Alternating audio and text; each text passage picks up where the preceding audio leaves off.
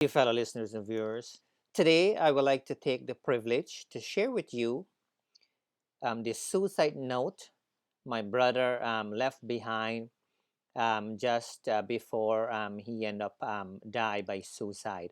And this is about, this is actually 23 years ago. And in fact, today would have been his birthday. But one of the reasons why I've decided to do this piece is because today happens to be a day where Canada, we are openly talking about mental health just so that we can get this stigma out of the way, so to speak.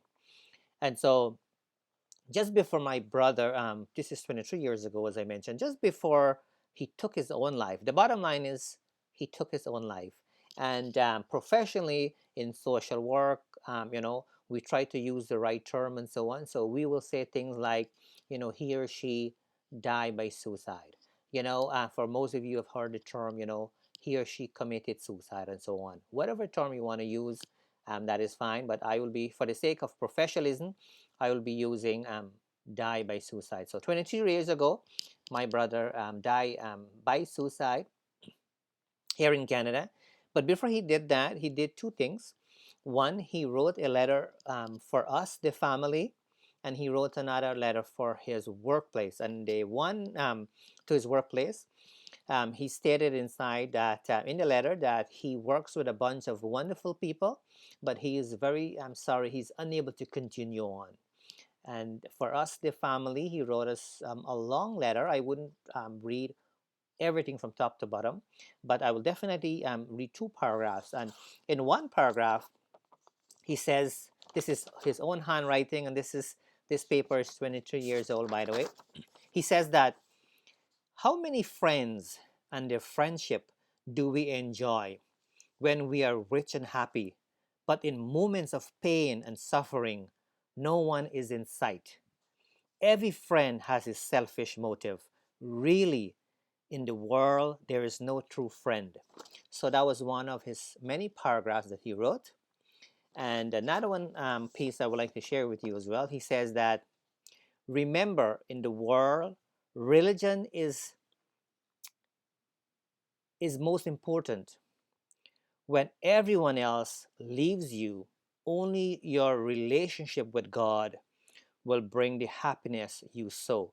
So those are two pieces I basically wanted to share with you, and that's an actual suicide note written by my brother before he died by suicide. And as I was mentioning earlier, I have decided 23 years after to bring this story forward. When I say story forward, I'm talking about the suicide note, because when we got this note 23 years ago, it was more private, it was more personal, more for us. But we thought if we share this, maybe we can save lives, especially a day like today where we are promoting mental health here in Canada.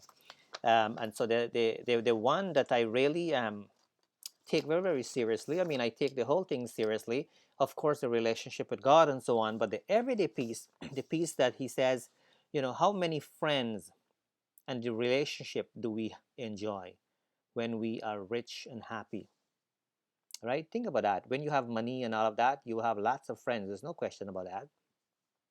But in moments of pain and suffering, no one is in sight. It is so true.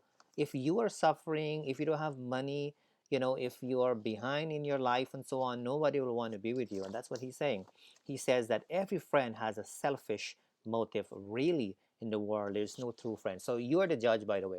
But I just thought I share the pieces that he wrote with the hope that this can somehow start a positive conversation, with the hope that people will hopefully realize that mental health is real.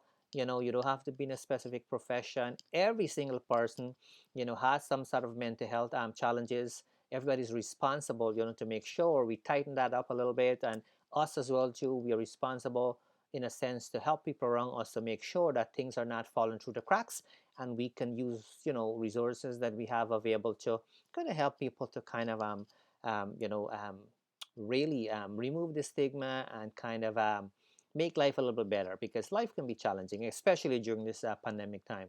So thanks for listening, thanks for watching, and I hope that the message that I brought to you